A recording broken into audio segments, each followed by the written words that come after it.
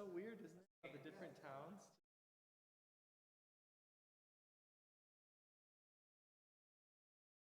Isn't this a great light? Yeah. Nice to have flexible space. Yeah.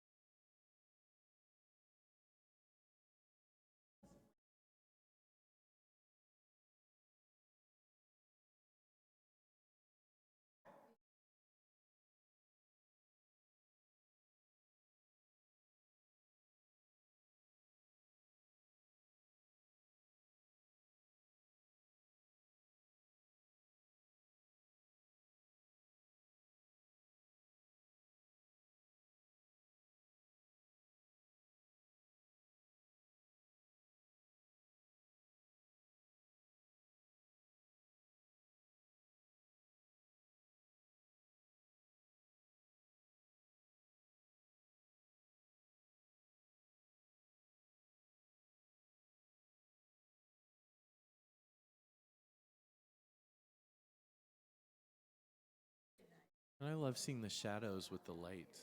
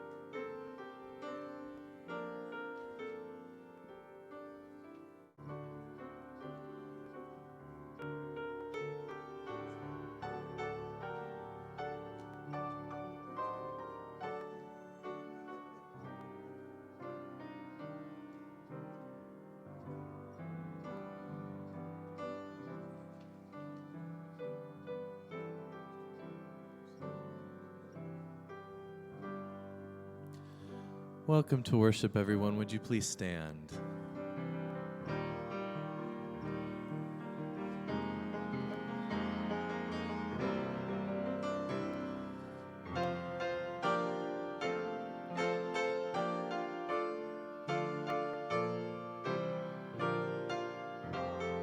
Would you sing with me? Oh, the deep, deep love of Jesus, vast, unmeasured, boundless, free, rolling as a mighty ocean in its fullness over me. Underneath me, all around me, in the current of your love, leading onward, leading homeward to that glorious rest above. Oh, the deep, deep love of Jesus spread his praise from shore to shore. How Christ loves us, ever loves us, changes never, nevermore. How Christ watches o'er his loved ones, died to call them all his own. How for them he is interceding, watching o'er them through the night.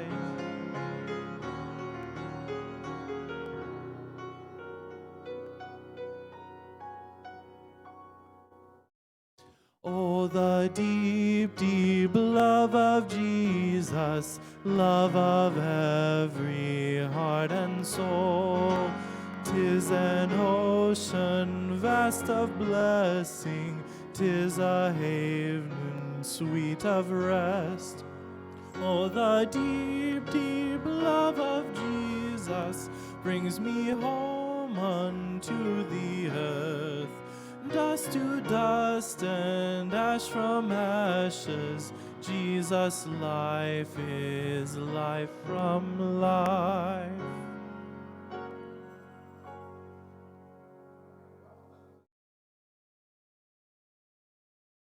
Welcome our online folk too. Good to have you watching and worshiping with us. And as we come in, just want to make sure we're careful of the fire hazard here. It's good to have you all worshiping with us today. And you didn't know this, but this is actually a choir tryout. Will's listening to your every voice. No, he's not. All right, and I'm Brooke, the pastor here, and this is Will. He's our music director and leader. As we gather here today, you'll see a couple things that are different perhaps. One of our focuses is going to be on this bowl, and we'll be kind of pondering that in a little bit. But I want you to focus in on that, and as you're kind of thinking about this bowl, I don't know if you guys, I think I'm going to flatten this out just a little bit so this crew can be a little better. But I'd like you to just kind of look at it and kind of contemplate where your heart kind of resonates with it. Is it with a crack, or is it a scratch, or the outer part of it? And where do you see yourself in that bowl? Just kind of ponder that as we continue in worship, and we'll bring that in a little bit. But this is a time, the beginning of our Lenten season. So Lent is the 40 days before Easter, excluding the Sundays. Sundays are always been traditionally for the United Methodists a little Easters. So Lent, it doesn't count on Sunday. You can, so if you're giving something up, like me, I'm giving up lattes during Lent. You could have one on Sunday. It's Easter. that's my way of cheating. So anyway, again, welcome. And as we gather a new kind of different setting, this is a service that really asks us to kind of bring our soul into what we're doing. And that's not always easy in our culture today, because we kind of do everything, kind of keep the soul out sometimes, cover it up. So Lent is a time, and especially this last Wednesday service, to kind of open up your heart like that crack and just listen to your soul a little bit. Where's it hurting? Where's their joy? What are you excited about? So as we continue on in our worship service, keep that in mind, and let's continue. Would you pray with me?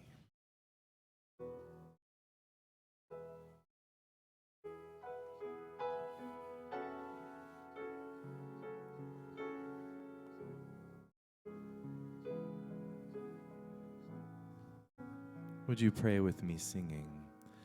Spirit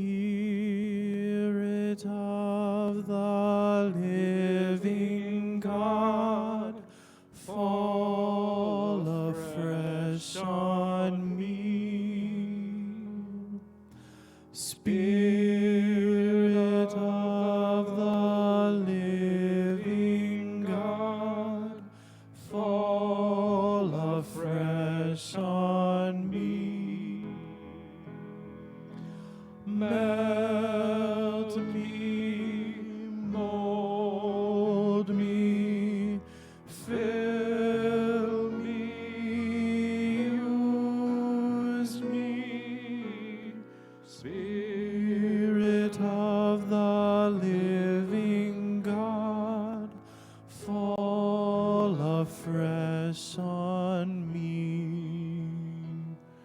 I invite you to open your hands and open your heart into a posture of prayer as we find our centeredness this morning, or this evening. Spirit of the living God, fall afresh on me. Spirit of the living God, fall afresh on me. Melt me, mold me, fill me, use me. Spirit of the living God, fall afresh on me. In the still hours of this evening, we gather to welcome the season of Lent. We bring our sorrows, our griefs, our fears, and our tears to the sacred scars of Christ. Throughout these 40 days, we remember our belonging. Would you join me? We belong to God. In the joys and the wonders of creation, we remember our cradle. We belong to God. In the soaring skies, bellowing wind and burning flame, we remember you. We belong to God. In all our living and in our dying, we know who we are and whose we are. We belong to God. From dust we have come, to dust we shall return. We belong to God. We are in this wonderful season of in-soaking. Outside, the natural world around us is muddy because it's been raining a lot.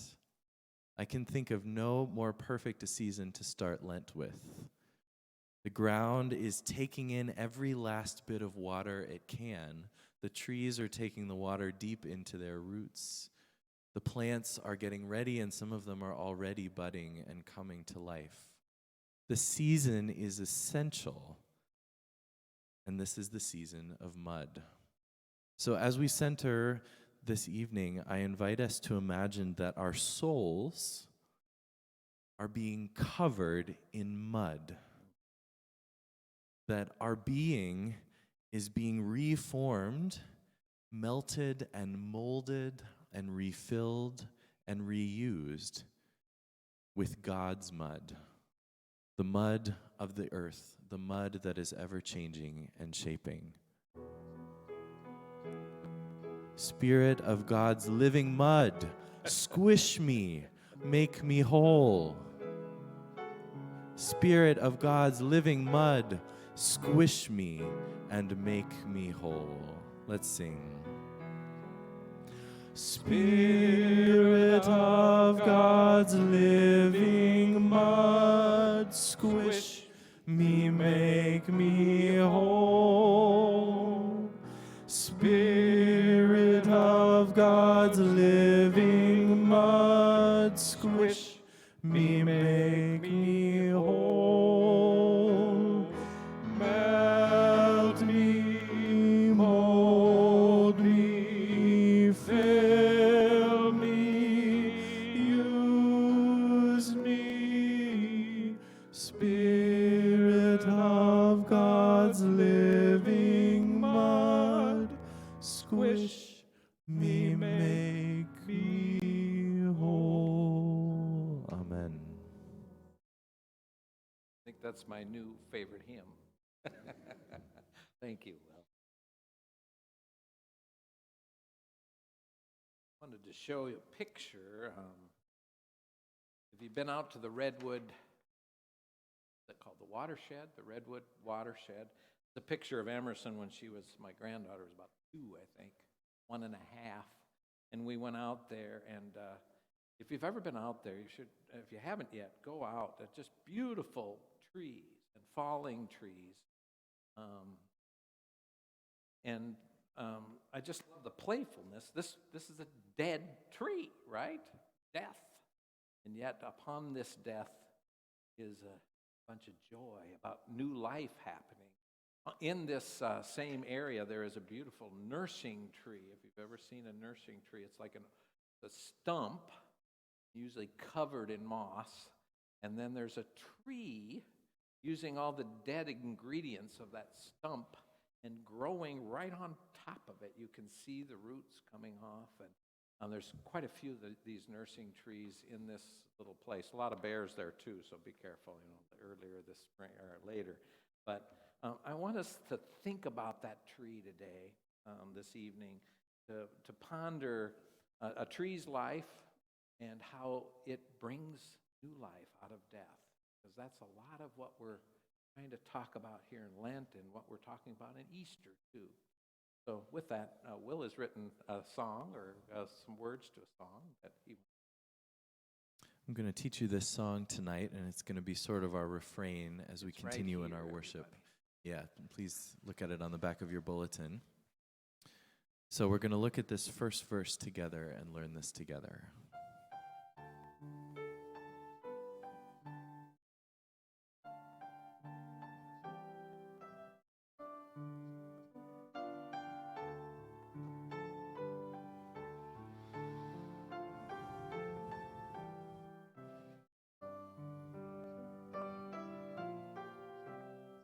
Could we just hum this together?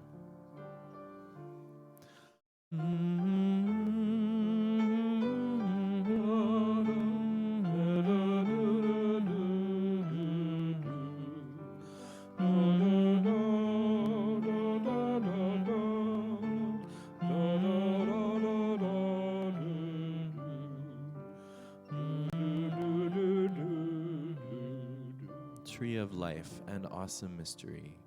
Tree of life and awesome mystery, in your death we are reborn. Though you die in all of history, still you rise with every morn. Still you rise with every morn. Tree of life and awesome mystery. Tree of life and awesome mystery, in your death we are reborn.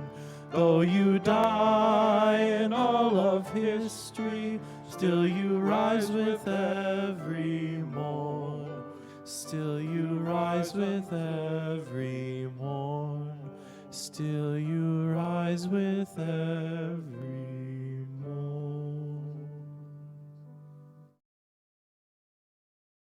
In a while, you're going to hear these words. You're going to come up here if you want. We will put a cross of ashes on your forehead or on your the back of your hand, if you'd like it that way. But they're strange words. From dust you come, and to dust you shall return.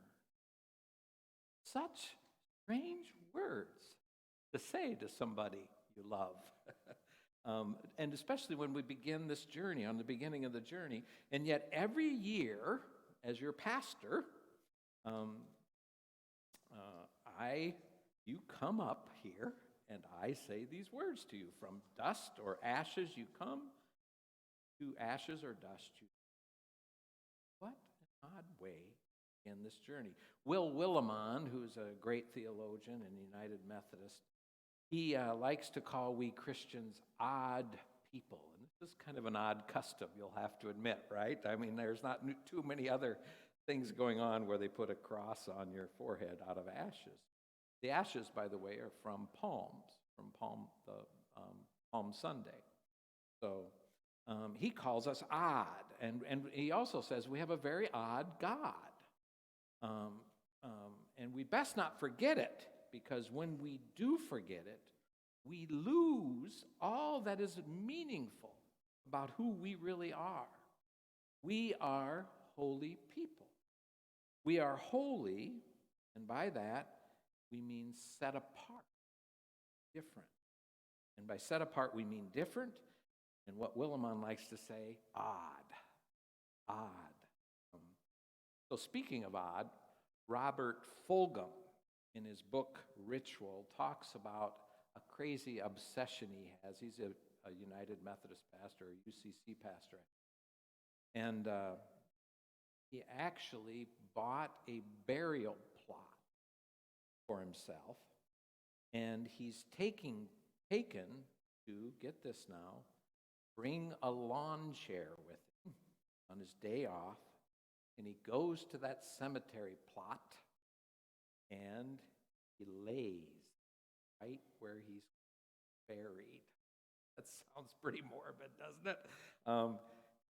And when he does this, he lies there for hours, contemplating what someday he will become, back into that earth, dying.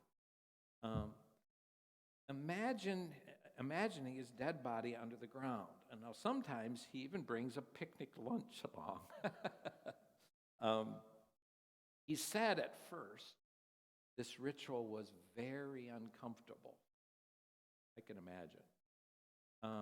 He was kind of scared of the place, as he was afraid of death. But after a while, after he came to terms with his own death, by the way, he was in his 70s at the time and had just been diagnosed with cancer, so it was a little bit more real, some of us. But once he faced it, he realized that most of his life what had been really consumed with running from death. But now that he faced it, now that he had come to terms with it and accepted it, he said he actually really felt like he was living for the first time. He wasn't running out of fear. I wonder if that's one of the things we're trying to do tonight. Face death in a way so that we can truly live. From ashes or dust came, and back ashes go. So we'll sing the second verse.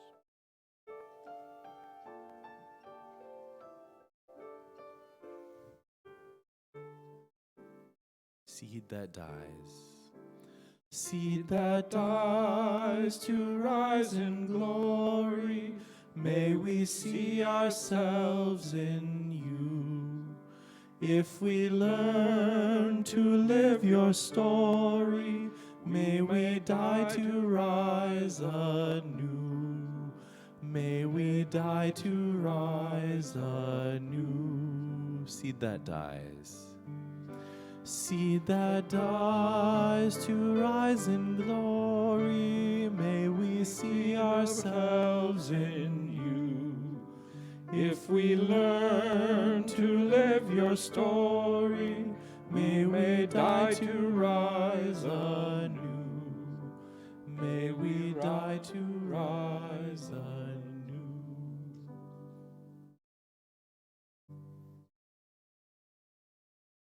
So tonight we have laid before you an odd bowl, right? Will found this bowl just a while back, discarded on the side of a street, just like on a curb. Somebody just thrown it out.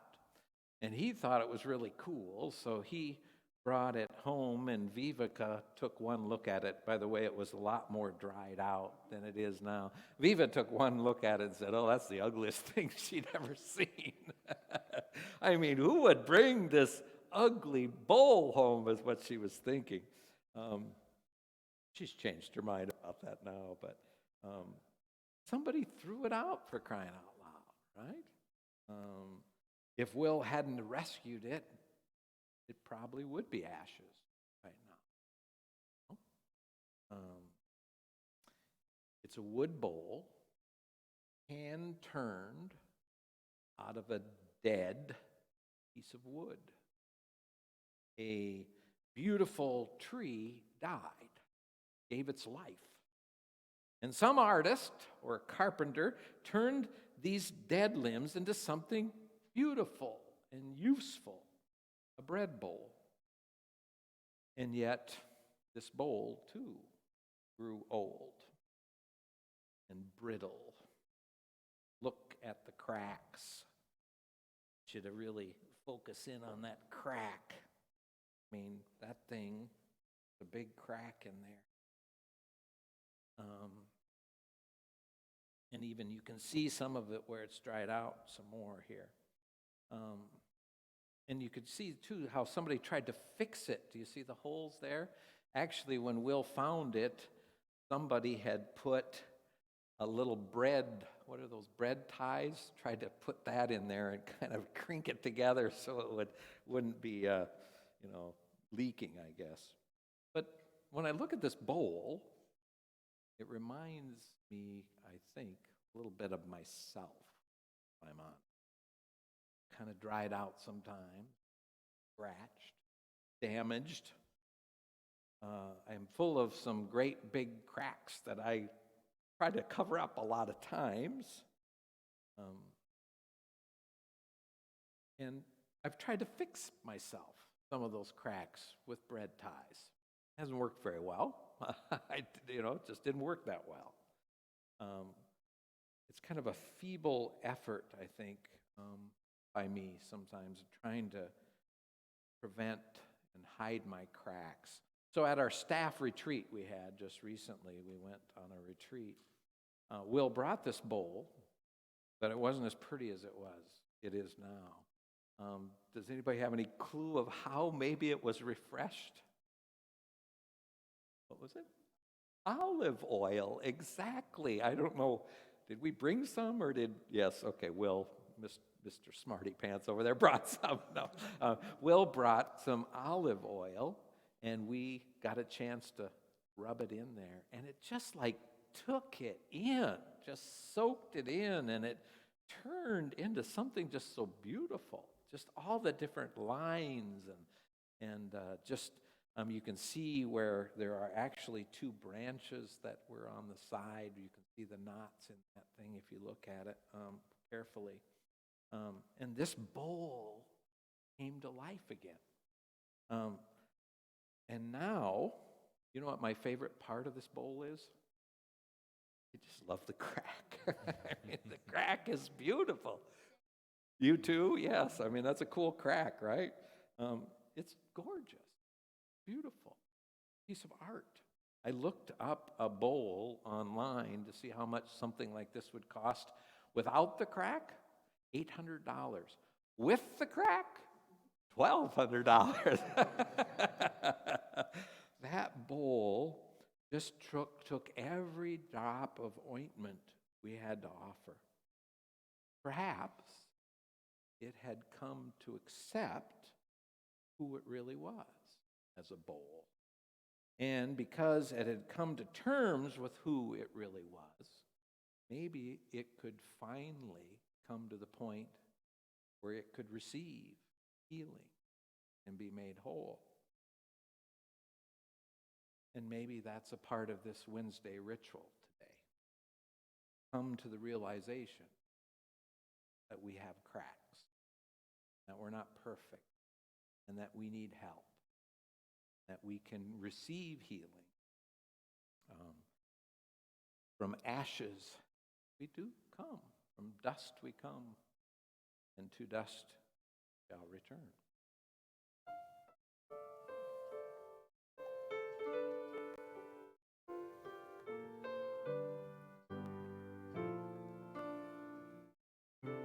Once of root and now of kneading. Once of root and now for kneading, weathered smooth and made for bread. Life from life, unending story, rising until all are fed. Rising until all are fed. Once of root and now for kneading, weathered smooth and made for bread. Life from life, unending story, rising until all are fed. Rising until all are fed. Cindy and I are big movie buffs. I'm sure some of you are too. This is an old movie, 1993. For our anniversary, we decided we were going to go to this. Supposedly it was supposed to be a great romance, right? So we went to it, and it was called The Piano. I don't know if you've ever seen it. Don't go if it's your anniversary. It's not that romantic. It's got some struggles in it. It is a neat story, though, of a gal who's mute. She stopped talking when she was 6 years old, and she learned to communicate her soul by playing the piano. Became excellent pianist, just beautiful piano music in this movie. But, and she has a child, I think, out of wedlock, and when the child's about 6 or 7, her dad arranges a marriage to somebody she's never seen in her life. This is like late 1800s, early 1900s. And she's from England, and she is sent to New Zealand. Never been there, never seen the guy she's going to marry, and gets there. And what does she bring? Her piano. And they have the piano on the ship. It's in a encasing, and then they put it on this little, well, it's not too little, but it's a boat, and the two legs are kind of dipping into the water, and they finally get it on shore. She's got quite a bit of stuff with her daughter there too, and her husband comes and refuses to take the piano back home, leaves it on the beach, and she's furious about this. And long story short, anyway, she finally is able to get the piano somewhere, not to her house.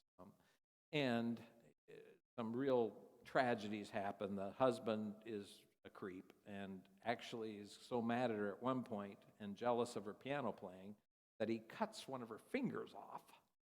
So you could see this is a great anniversary movie. Why am I telling you all this? But anyway, so then finally, she decides to leave New Zealand and go back to England. And of course, what do you think she wants to bring with her? Her piano. They get the piano up on that little boat, and it's very windy and shady. I mean, it's rough. And gets in there, and she has kind of lost her spirit. She's beaten down. New Zealand has taken a lot of her soul. And at one point, she shouts at the boatman, "Throw the piano over. It's too rough out here. We're gonna sink. Throw it over." And they can't believe she's saying this. This is her prized possession. But she insists, and so they do. And it's tied to a rope, and she taps her foot rope.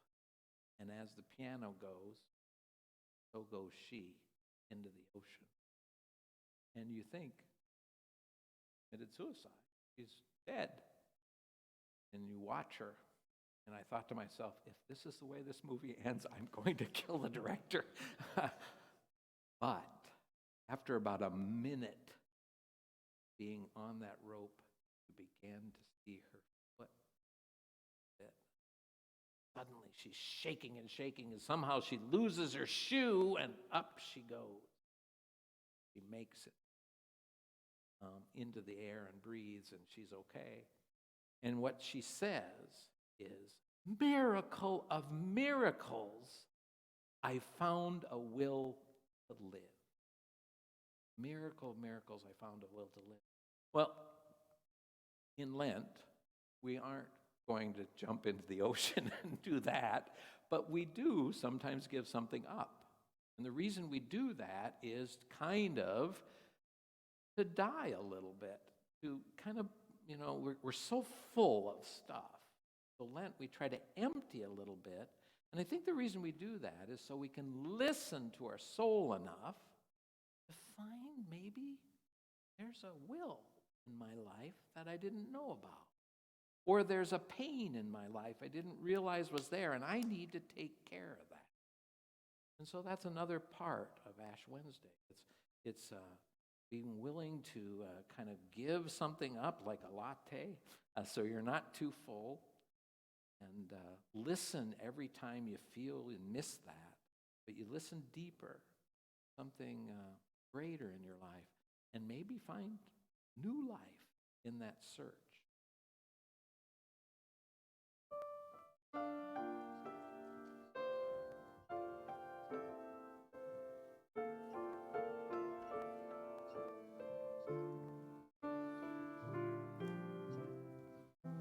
Dust to dust.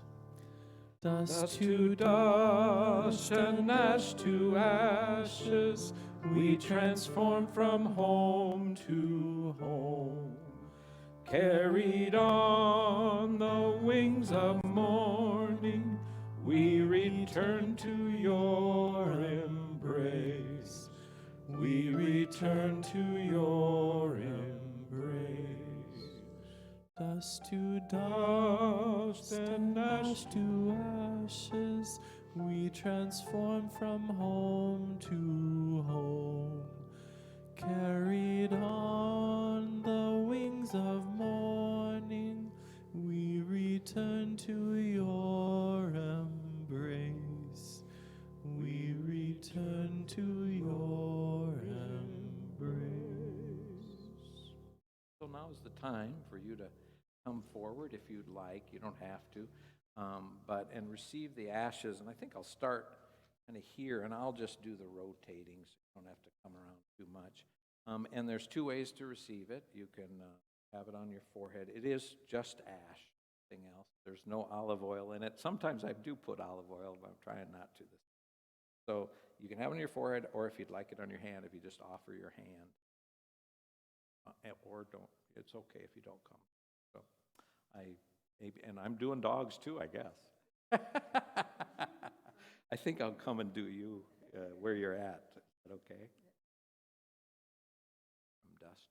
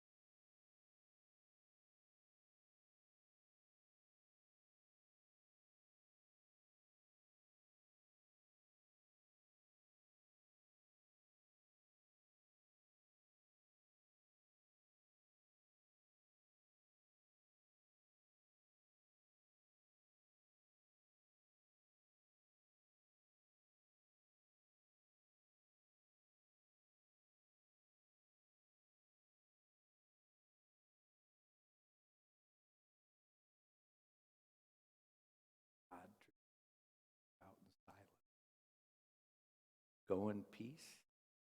Know you're loved. Know you're a child of God. Know that you have a chance to find new will in your life. All the people said, amen. I advise you to go that way just to be safe.